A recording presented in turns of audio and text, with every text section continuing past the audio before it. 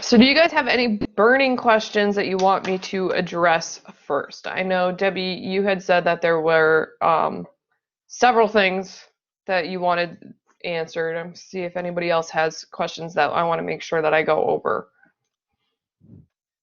Hey, can you hear me? Yes. All right.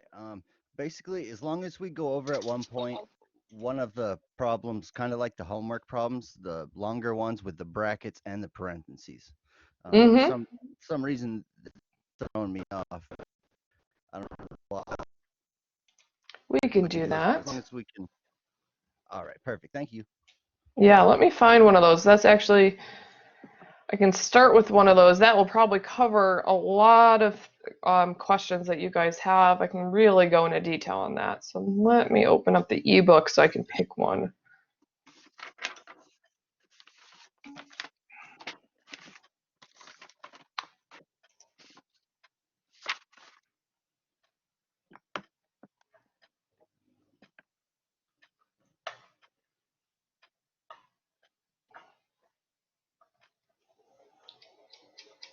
I wish our ebook was a little bit easier to use. So I have to like constantly scroll.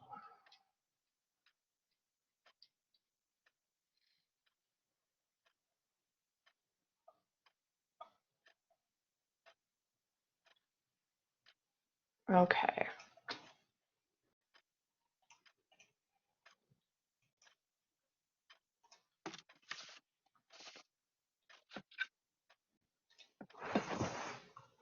And of course, do you guys have the problem where the ebook like decides to scroll back to the beginning of the chapter on you?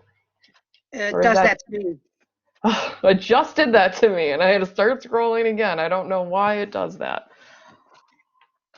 Okay. We're gonna have brackets, parentheses. We're gonna just have a whole bunch of stuff going on here.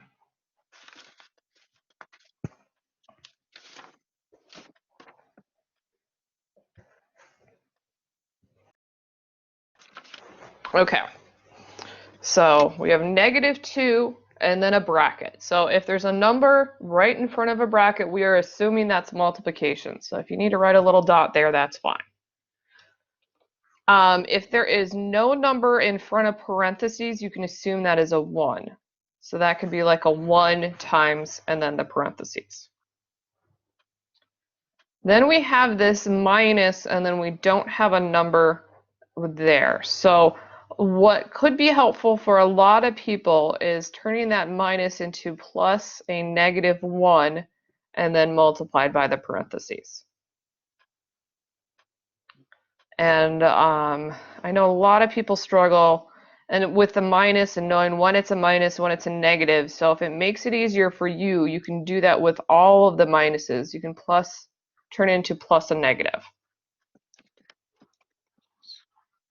Then on the right side, I have this minus p. There's a letter without a number. You can put a 1 in front of it. And so that minus I can turn into plus a -1 and then have my p. And then I have a -9 and you can turn that into plus a -9 if that's helpful. So I'm going to rewrite this with all these little changes that I've made, which might make it easier for you.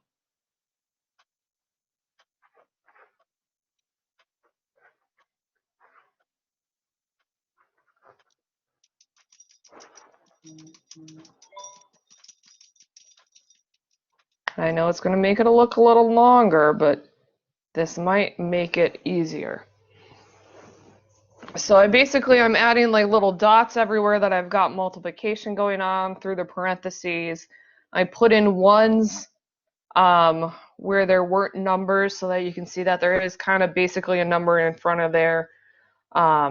Turn all my addition or turn all my subtractions into adding a negative because that often helps.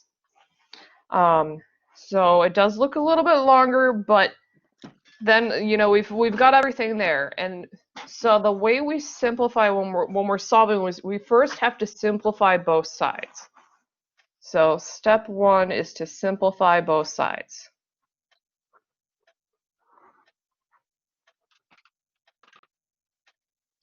And that is done. I'm going to make my, I'm trying to make my y look a little better. That is by using the order of operations. So we need to go through the order of operations, which is PEMDAS, and we need to add like terms. So you're basically taking assignments 1 and assignment 2, and you're using both of those skills when you're solving an equation. So you can work one side at a time. So if you say we want to simplify the left side first, you can do that and then simplify the right side.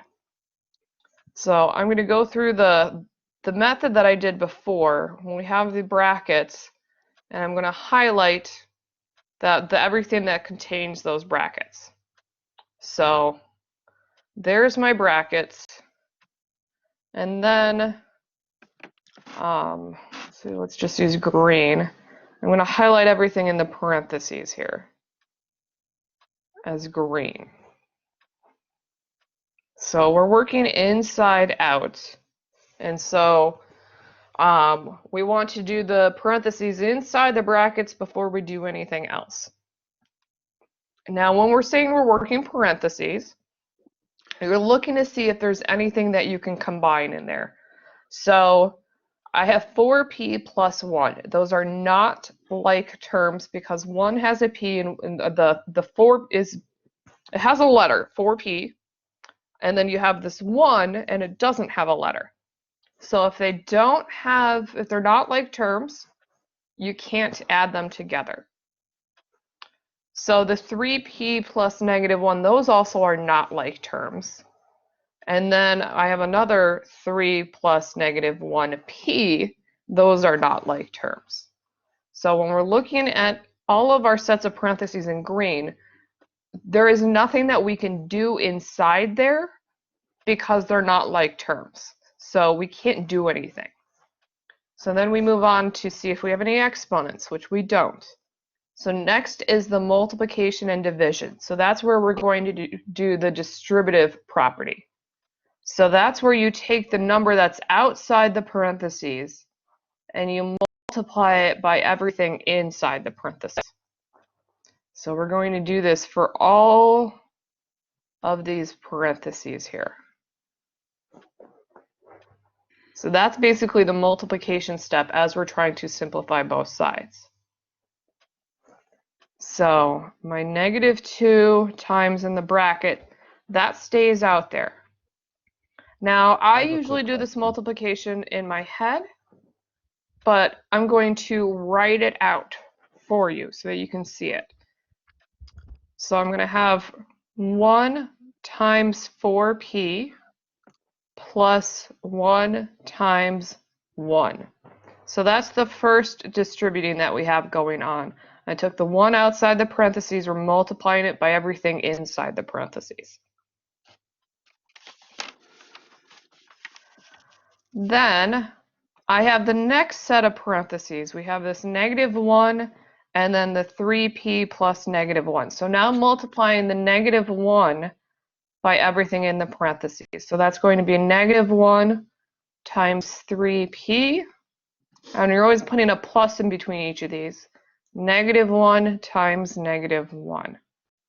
And then that's going to close my bracket. So I've basically removed the parentheses by distributing there.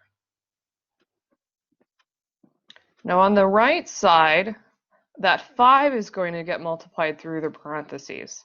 So that's going to be 5 times 3 plus 5 times -1p, and then I have plus -9. So I've just written out the distributive property, and then the next step is to actually do that multiplication, where you're multiplying the actual numbers. So I have a -2 times, and then inside my bracket, I have 1 times 4p. So you're just multiplying the numbers together. So 1 times 4 is 4. So that's going to be 4p. Then a plus. Then 1 times 1 is 1. Then another plus. Then I have negative 1 times 3p. So you do negative 1 times 3, which is negative 3, and then I have the p, plus the negative 1 times negative 1 is a positive 1, so I'm going to have my 1. And then I'm going to close my bracket. So I've still got everything in this bracket, but I just did some multiplication there. And then on the right side, I have 5 times 3, which is 15. Then 5 times negative 1p. So you multiply the 5 times the negative 1. So that's negative 5. And then the p, the variable always just stays attached. And then plus negative 9. Okay, so Jeff just asked a question. If a fraction has an exponent, do you do the numerator and denominator? I'm going to hold off on that question until I finish going through this example, and then we'll do an example of that. Since this particular problem doesn't have anything with fractions, so I don't want to get confused. I want to finish this problem, so I will get to that question. So back to our problem here. I just did all the multiplication. So now I want to combine like terms, and I'm going to do this in the brackets because we want to simplify the brackets first. So like terms are those like the numbers. Any number by itself is a like term with another number by itself, and then anything that has a variable is a like term with something else that has a variable, as long as it's the same letter, have the same exponents and stuff on there. So I have negative 2 times bracket. And so now I'm going to combine like terms. I have 4p minus 3p. So you're just doing 4 minus 3. So that's 1. So I get 1p. Then we have 1 plus 1, and those add to 2. So that simplifies as 1p plus 2.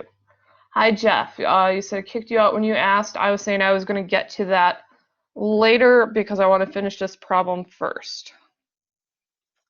Okay. On the right side, I have 15 plus negative 5p plus negative 9. Okay, we're still trying to get rid of our bracket here because we want to simplify. And now inside the brackets, we can't do anything else. So now we're going to move on to that multiplication with the brackets. So now we're going to have to distribute again. We're going to distribute this negative 2 through the parentheses. So I'm going to have a negative 2. I'm multiplying it by 1p plus, and then I have a negative 2, and I'm multiplying it by the 2 that's in those parentheses.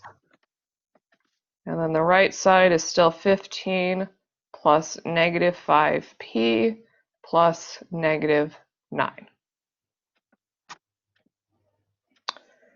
So I'm going to do the multiplication on the left side because multiplication always has to happen before addition. So I have a negative 2 times 1p. So that's negative 2 times 1, and that's negative 2 and then p, plus the negative 2 times 2 is negative 4. So then I've got on the right side 15 plus negative 5p plus negative 9. So we're still trying to simplify. On the left side, I have negative 2p plus negative 4. Those are not like terms because one term has a p, the other one doesn't, so I can't combine those. Now on the right side, I can add the 15 and that negative 9 together because those are like terms. So I'm going to combine those. We're still following the order of operations. We're now in the addition and subtraction part of the order of operations. So the left side is going to stay the same. It's negative 2p plus negative 4. And then 15 minus 9 is going to be 6, assuming I'm doing my math right, plus negative 5p. So once we get into something where we don't have any more like terms on either side, that completes the simplifying step. So all of this was just simplifying both sides. Step 2 is then to do solving. And when you do solving, you always kind of work backwards from the order of operations. So you're doing adding and subtracting first, and then you do your multiplication or division.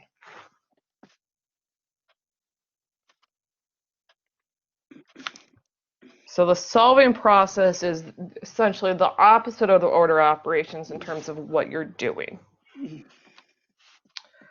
So we're going to do addition and subtraction first, and these are going to be the properties of equality. And if you have your variable on both sides, it doesn't matter which side you keep the variable on. I'm going to just highlight where our variables are. So they're on both sides of this equal sign, and we want to put them on the same side.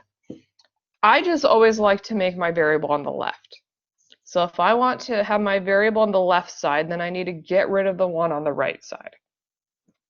And you do that by doing the opposite. So if I have a minus 5p on the right, then I'm going to add 5p because I want to do the opposite in order to get rid of it. And then I'm going to match that up with my variable that I have on the left side.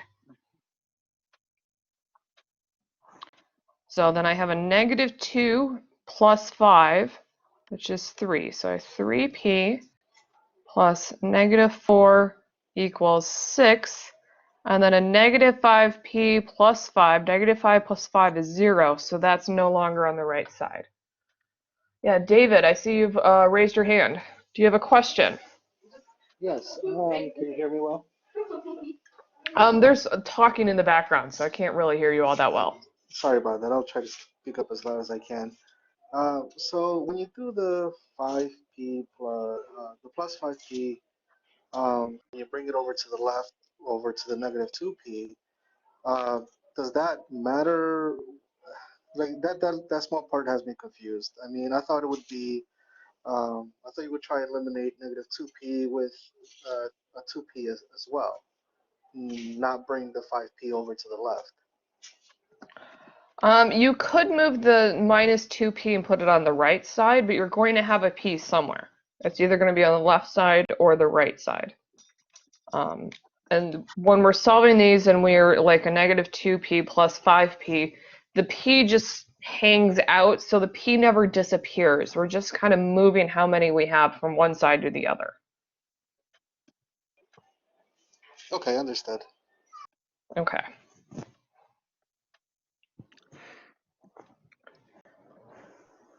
Are there any other questions on that step that I did?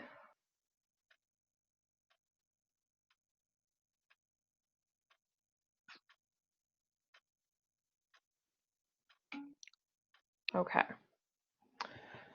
So I have 3p plus negative 4 equals 6. So I want to get the p by itself on one side, which I have, but that means I also need to remove everything else away from that side. So I have this negative 4 that's on the same side that I don't want there because I want to get p by itself. So if it's a negative, then you're going to do the opposite. So you're going to add 4. So I need to do that on both sides in order for these to stay equal. So I have my 3p on the left, and then negative 4 plus 4 is 0, so I don't need to write that. And then I have 6 plus 4 is 10.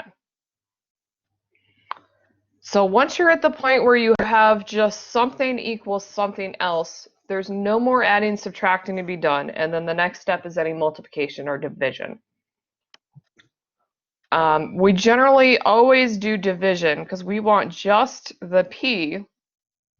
I don't want that 3, and that 3 is multiplied by that p. That's 3 times p. So I need to divide. I want to do the opposite of multiplication, which is division. So I'm going to divide both sides by 3. and we write this as a fraction because oftentimes these don't come out to whole numbers. So 3 divided by 3 is 1, so I don't need to write that. I can just write regular p. Then 10 divided by 3 will give us a decimal, so we keep it as a fraction. We write this as 10 over 3. And then if it was something that you could like simplify, you could, but that is in reduced form. So that is then your final answer here. So you always do your division as your very last step when you're doing solving. Are there any questions? Yes, David. No, thank you. You're welcome. So I see that you left the p equals 10 over 3. It, we wouldn't divide the 10 over 3. We wouldn't go any further. I know you just said that, but I don't know. Me second guessing myself, I would try to solve 10 over 3 if that's even possible. If that gives you a whole number, then you would write down what that would be. You would do the division and write a whole number. But 10 divided by 3 is not a whole number, so we leave it as a fraction. Okay, all right, that I understand that. Yeah, if it's a whole number, it would make sense. Thanks. Mm-hmm.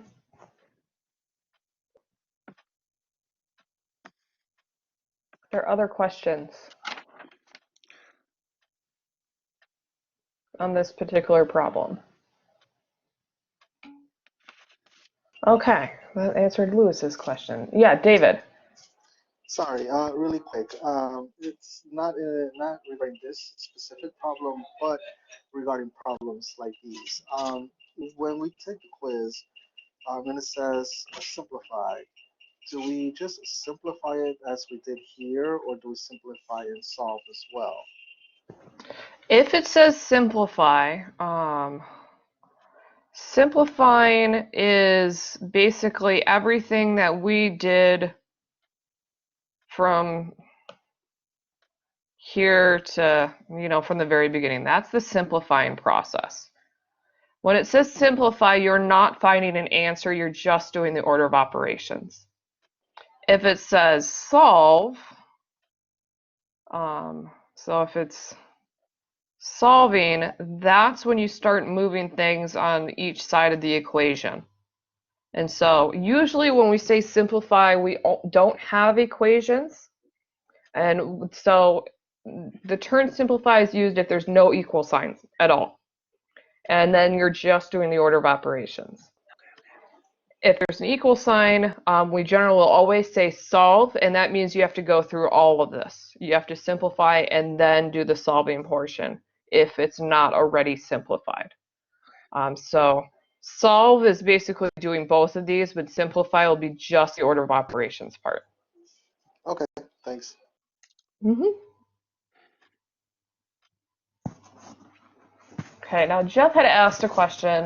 He had said, if a fraction has an exponent, do you do the numerator and denominator? And I think this is a great question that is, if I can find, because I know on the homework there's also an equation with fractions. So I'm going to try to find with fractions so that way I can kind of show you how to do things with fractions and answer Jeff's question at the same time.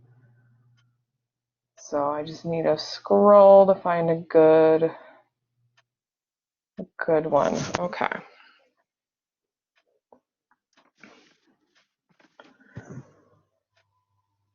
So let's see. I have 1/4 parenthesis 3m minus 4 minus 1/5 squared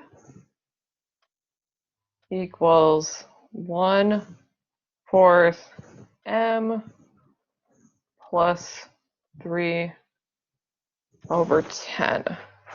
Actually, you know what? I'm going to make that 1/2 squared. That will just make things a little bit easier for us. So this way I can answer Jeff's question about the 1/2 squared, and then I can also do a problem that has fractions. So the steps are the same. We still want to simplify by following the order of operations. So we're still going through PEMDAS. And so we look inside our parentheses to see if there's anything we can do. And we have a 3m-4. There's not really anything we can do inside of there. So I'm going to just skip the parenthesis part. And so your first part would be the exponent part, this 1/2 squared thing. So Jeff's question was, what do you do? Would you square the top or both? What happens is both get squared because 1/2 squared is 1/2 times 1/2. So you're just multiplying it by itself twice. And so you can see that you're doing 1 times 1, which is 1 squared. And then you have 2 times 2, which is 2 squared. So 1/2 squared is the same as doing 1 squared over 2 squared. So you're squaring both the top and the bottom because you're multiplying them by itself. You're doing 1/2 times 1/2. So for simplifying here the order of operations, to do the exponent, we need to then do this multiplication. So I get 1/4 times 3m minus 4, and that's minus 1/4, because you multiply straight across, equals 1/4 m plus 3/10. So I'm just doing that 1/2 squared, that's 1/2 times 1/2, that gives us 1/4. Now, one thing I didn't do yet was turn all my subtractions into adding a negative. So I'm going to do that now. So I'm going to turn all of those into adding a negative. We don't have too many of those, so there's just a couple to do that. And that's going to make it easier when you do the distributing step. Because the next step, now that we've done the exponent, the next step is the multiplication, and that's going to be our distributing here, where we have to multiply that 1/4 by everything in the parentheses. So that's going to be 1/4 times 3m plus 1/4 times -4. Then I have my plus -1/4 equals 1/4 m plus 3/10. So we're doing our multiplication, which is part of the distributing property. And so now I need to do that multiplication. So 1/4 times 3, when you're multiplying fractions, like 1/4 times 3m, you're multiplying by 3. 3 is the same as 3/1. So 1/4 times 3 is 1/4 times 3/1. So you're just multiplying the top of the fraction by the whole number. So 1/4 times 3 is going to be 3/4, and then I have my m. And then it's going to be the same thing with the 1/4 times -4. You're just multiplying the top of the fractions together. So 1 times -4 is a -4, and then that's going to be over 4. Then I have plus -1/4 equals 1/4 m plus 3/10.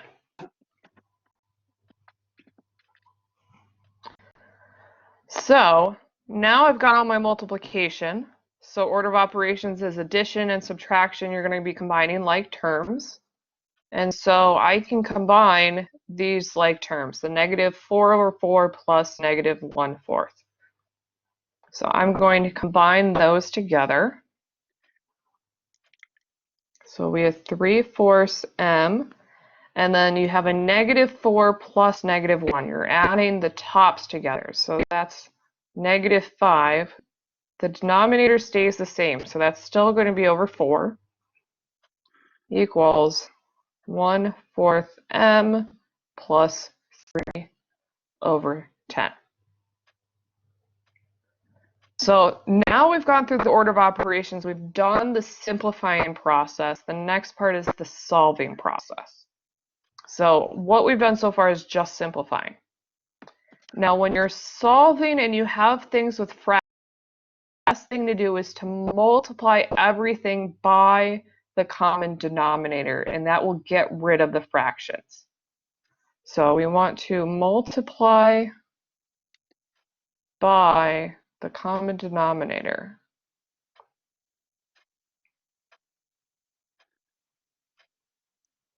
to get rid of the fractions.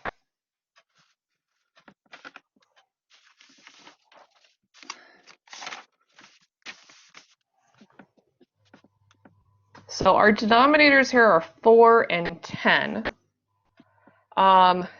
Yes, 20 would be the common denominator. I was going to multiply by 40, but 20 also works. The nice thing about this is that it doesn't have to be the smallest denominator.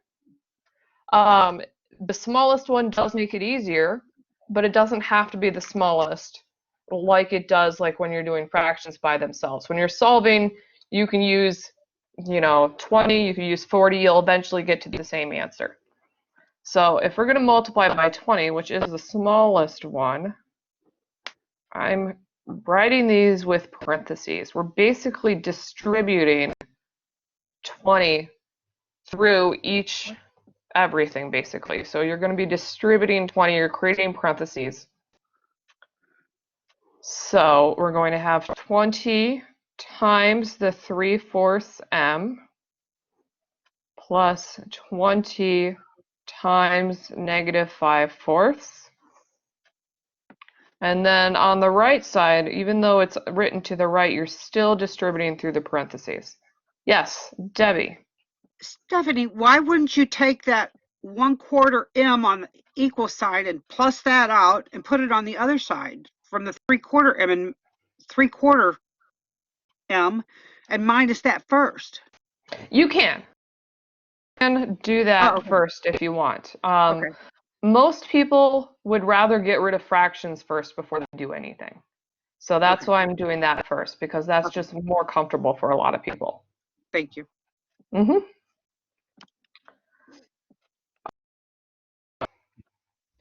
Yeah, so I said 20 because I was instead of multiplying it by 20. I guess you can do that too, but I was denominators into 20. Oh, yeah, that's So another can you do option that as as well? well. Yes, yeah. Okay, This is the thing about solving. There's multiple methods to get to the same way. Yeah. gotcha. So we've got Debbie's question, which was about, can I move that from the right to the left before I do anything else? And yes, you can, because they're like terms. They're both 1/4. That might be easier for you doing 3/4 minus 1/4. So Lewis, you're saying, well, what if I get a common denominator of 20? Can I do that? Yes. You can then build every fraction up to a common denominator of 20 and then work with everything with a common denominator. That's a valid method. What I'm doing here is, instead of making the fractions having a common denominator, I'm multiplying by the common denominator so that I can eliminate the fractions together so that I don't have to deal with them at all. So there's 3 different ways that you can do this. And I would say use the one that works for to you. What your first instinct is with your brain, wherever your brain wants to go, do that. Don't fight against it. If your brain says, I want to subtract the 1/4 m, go ahead. If your brain says, I want to make all the fractions have a common denominator, go ahead. That's the nice thing about having multiple methods, is that you can take what is easiest to you so that you don't have to fight the method and be forced to do something that doesn't make sense to you. So Thank you. continue with this method, and then what I can do is show those other methods and show how you get the same answer. So let's see. So I was multiplying 20 on the right side, so that's 20 times 1/4 m, and then 20 times 3/10. So when you're multiplying by the top number of the fraction, so I have 20 times 3, so that's, oops, it's going to be 60/4m. 20 times -5 is going to be negative 100/4. Then I have 20 times 1/4, so that's going to be 20 times 1, so that's 20/4m, plus, then 20 times 3, that's over 10. Now, all of these fractions divide. That's why I multiplied by the common denominator. So 60 divided by 4 is 15, so that gives me 15m. Negative 100 divided by 4 is negative 25, so I have plus negative 25. 20 divided by 4 is 5, so then that's 5m. And then 60 divided by 10 is 6. So this is why I use this method, is because I like to get rid of the fractions so that I then am only working with whole numbers. And a lot of people do prefer to only work with whole numbers.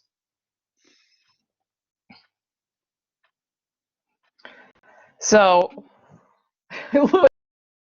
so there we go. Maybe, you learn a new method and then you're like, oh, okay, that works just fine. So I need to get my m's together, and I have them on opposite sides of the equation. And I just like to have my variables on the left. So I am going to, move the 5m, which is on the right. Since that's a positive 5, I'm going to subtract. So I'm going to use a negative 5 there. So 15 minus 5 is 10. So we get a 10m plus negative 25 equals 6. So now I've got my m all in one side, but I have this negative 25 that I want to get rid of. So since that's negative, I'm going to add 25. I'm going to do the opposite.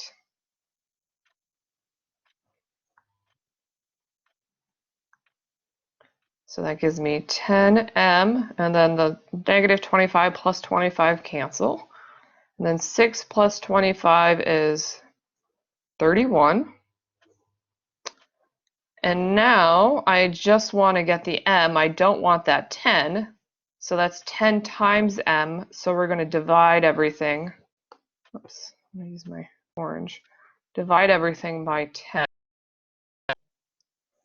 And so I get m equals, and then 31 divided by 10 is a decimal, so we're going to leave that as a fraction. So that's 31/10. And that does not reduce, so that would be your final answer.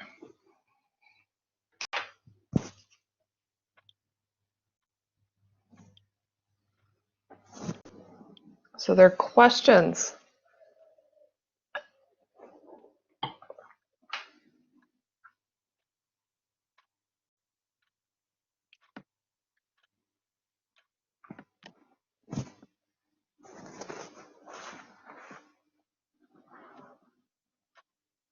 Okay, I'm going to go back to Debbie's idea so I'm going to take this line, and instead of multiplying by 20, I'm going to work through what Debbie suggested we do so you can see how that works.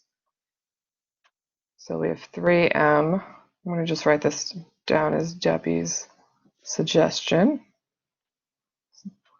so you don't get too confused. Plus negative 5/4 equals 1/4 m plus 3/10.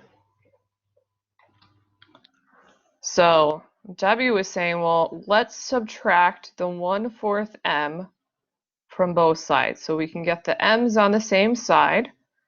And since it's a positive 1/4, we want to do the opposite. We want to subtract.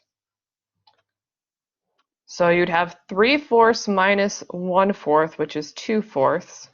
So you have 2/4 m plus negative 5/4 equals 3/10.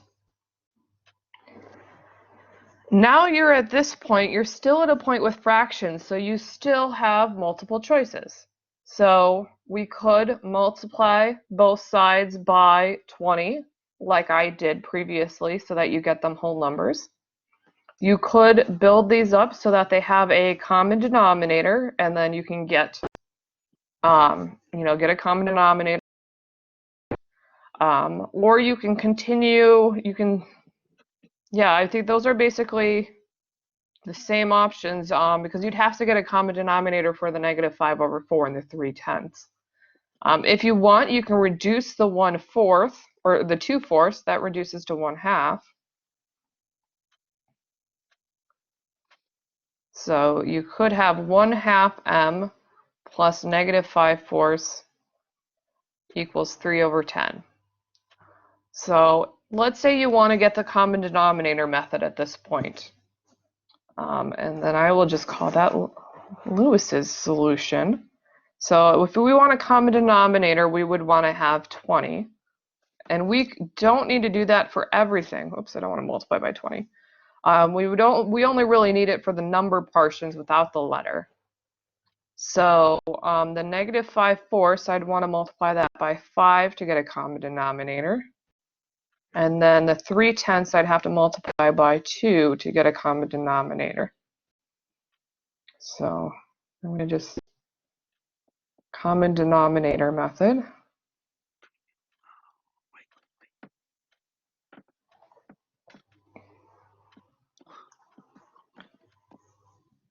So if you want to work with fractions, you can do that. So that would give you negative 25/20 equals 60/20. If you get a common denominator just for those numbers. And then I'm trying to get my 1/2 m by itself. So I need to move the 25/20. That's a negative, so I'm going to add 25/20 to both sides. Yes, Debbie. I don't understand how you got 3/10 to be 60/20. Oh, because I wrote times 20 instead of times 2. Okay, There we go. I'm already confused, Stephanie. Yeah, very good question. Yes, because that was me just thinking ahead and thinking I need to have a 20, and I just wrote 20. Yeah, you're welcome. We would have found that we had an issue later. So now that that's corrected, when I'm adding on both sides, so on the left, I've removed my minus 25/20, so I still have this 1/2 m. And then I have 6/20 plus 25/20, so that gives me 31/20. So now we want to get rid of this 1/2. And you do that by multiplying by the reciprocal. I'm sorry, I didn't hear that. Can you say that again? Yeah, did you see why I like your way? Because I started doing it my way, and I was like, wow, this is getting complicated. Yeah, yes. I mean, this way is fine, and if you're really good with fractions, this is great, but even me, who's good at fractions, still made a mistake with my fractions. So, Thank you for showing me the multiple ways, though. That definitely helps to see the yeah, and we will get the same answer here, but it is like you have to keep track of your fractions here. So if like I want to get rid of the 1/2, so I need to multiply by the reciprocal. Right. So I'm multiplying both sides by 2/1. So I like to cancel before I multiply, so I can divide the 20 by 2 to get a 10 there. Yep. And so you do end up with the same answer of this 31/10. Yep. But it is a lot more prone to errors because of just you're working with fractions, you have so much more numbers. So that's why whenever possible, I try to get rid of all of my fractions and then work with only whole numbers. Gotcha. Thank you. You're welcome. You can do the same sort of idea when you have things with decimals, where you can multiply by like 10 or 100 to get rid of decimal places.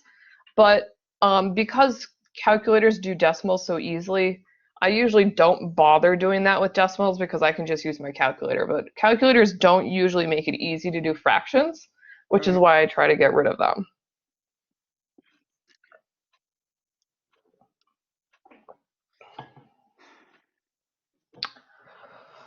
So, what other questions do you guys have? What have I not covered that you need to see?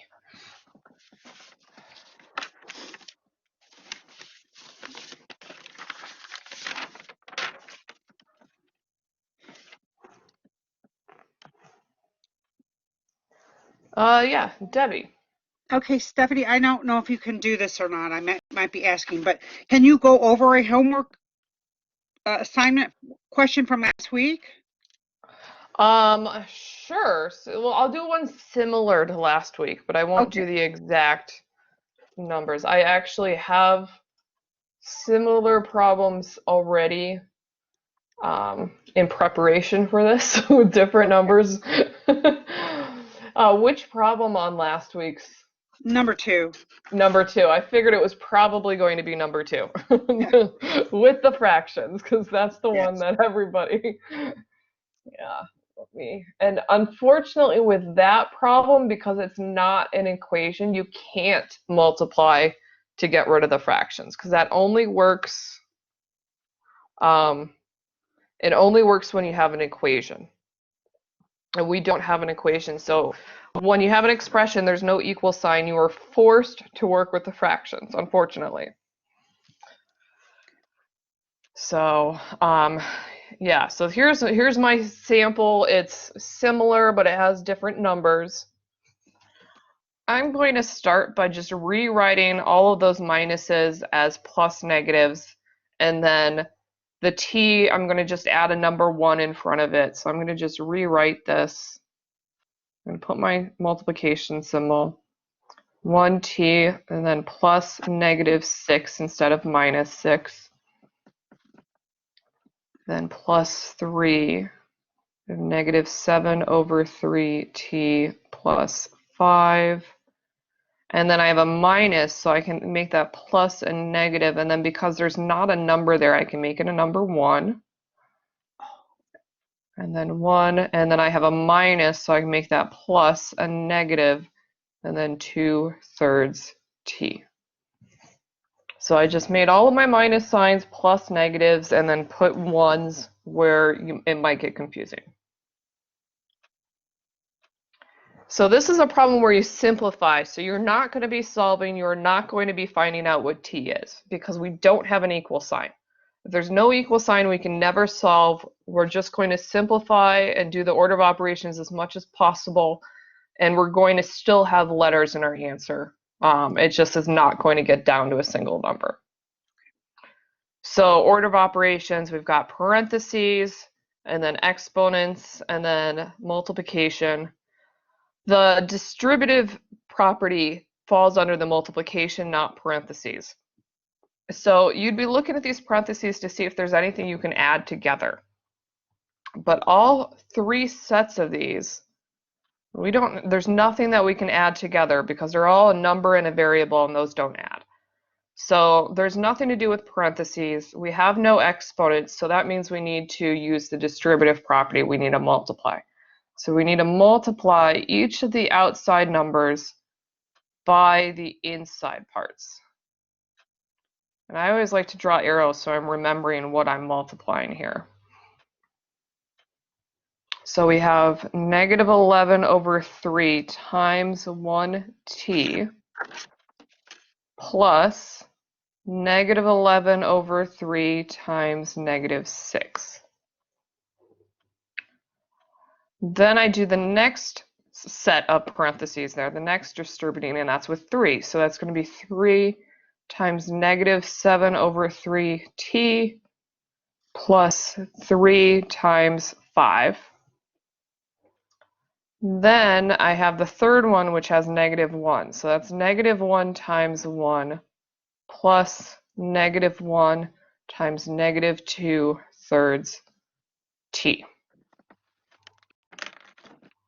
Now, if all of this seems to kind of get lost, sometimes it helps to like color code. So maybe like making the plus signs a different color so you can see how they're separated out could help. I know that visually sometimes, especially when I have the letter T, I get lost between T's, ones, and pluses. And so color coding helps. That's why I make a little curve on my T's so that they don't look too much like a plus sign or a one. I mean, it can get really confusing. So sometimes whatever you needs to do so you keep track of what you're doing. So now that I've written all that out, I need to do the actual multiplication. So going from left to right, we have negative 11/3 times 1. So that stays negative 11/3 t plus, and then negative 11/3 times negative 6. So that whole number gets multiplied by the top. So that's negative 11 times negative 6. So that's a positive 66/3. Then I have 3 times negative 7/3. So again, whole number times the top. So that comes out to negative 21/3 t. And then 3 times 5 is 15 plus negative 1 times 1 is negative 1 plus, and then a negative 1 times 2/3 t. So that's going to be a negative 1 times negative 2. So that's a positive 2. So plus 2/3 t. All right, so now I'm going to highlight everything that is like terms that have the t. So we want to add all of those together. And while I could simplify some of these first, since they involve fractions, we want to keep them in their fraction form so that we can add all of those fractions together. So you're going to have the negative 11/3 plus negative 21/3 plus 2/3. So you're essentially doing negative 11 plus negative 21 plus 2. You're just doing all of those tops. So when you add all of those together, you get negative 30, and then that's over 3t. And now I have to deal with all the numbers here. So 66/3, we're lucky. That comes out to a whole number. That you can divide. So that comes out to 22. So I'm going to just do that because I've got whole numbers for everything else. So 66/3 is 22. And then I'm going to write my 15 plus my negative 1 there. So then we have these other like terms, because now that I've made that a whole number, I can add 22 plus 15 plus negative 1. So when I combine those together, and actually we can even simplify this negative 30/3 because those come out nice. Negative 30 divided by 3, you can divide that. That gives you negative 10. So I can simplify that. And then I can do the 22 plus 15 plus negative 1, and that adds up to 36. And now I don't have an equal sign, so there's nothing to solve. That would be my final answer. Okay. Now, this one's slightly easier than the one that was on the homework, because on the one on the homework, it gave you a fraction that couldn't reduce, if I'm remembering that one correctly. And so you would have to then get a common denominator between that and the whole numbers, and then add those together. But the same process is essentially the same. Thank you. You're welcome.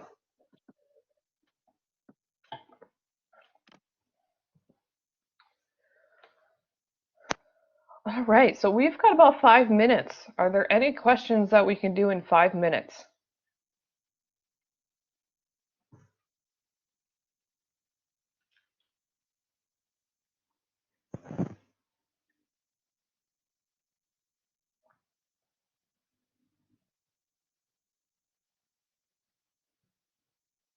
there anything about any symbols that I can clear up, or how you know when to do what?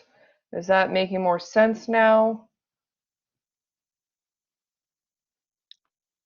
It makes more sense to me, Stephanie. Thank you very much.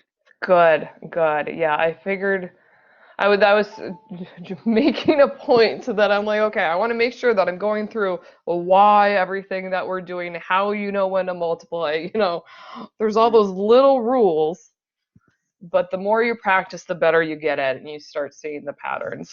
Yeah. Okay, the only other thing I want to say is I thought highlighting my homework would be more helpful to you, and you said, no, don't highlight it. Oh, okay. Let me see. So we actually have a grader.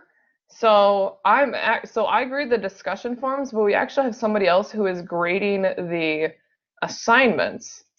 So I don't think highlighting should be a problem, unless maybe the highlighter was too dark to read. If it was, Well, it's an orange highlighter, so maybe that it was the problem. okay. I'm going to actually And open it up just to look at it. with red ink.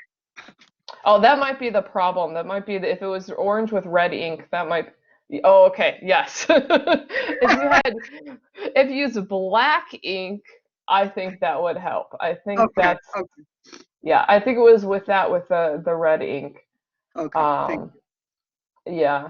So, or maybe if you used a yellow highlighter or something like that, or maybe different color inks could work as Right. well. Yeah, the first week I didn't have a problem. I was using different colored pens, and I Yeah. thought this second week I highlighted everything. So this week I'll do it a little differently. Yeah, because I'm looking at it in the scan. I'm like, oh, that red and that orange. Yeah, that Yeah. blended in too much. Yeah, indeed.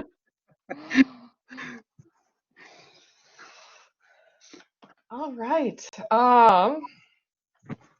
Well, if anybody doesn't have any more questions, I guess I will pop off so that I can get this all processed and out to you guys. I don't know how long it's going to take to process and all that, so might be out to you tomorrow morning, but for sure by tomorrow. So, Okay. Thank you very much.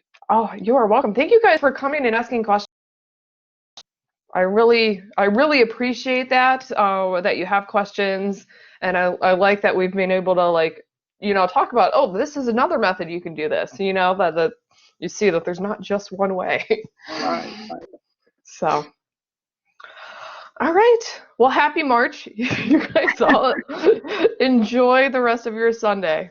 You too. Hopefully you Thank have you. some nice weather. All right. Take care, everyone. Bye. Bye.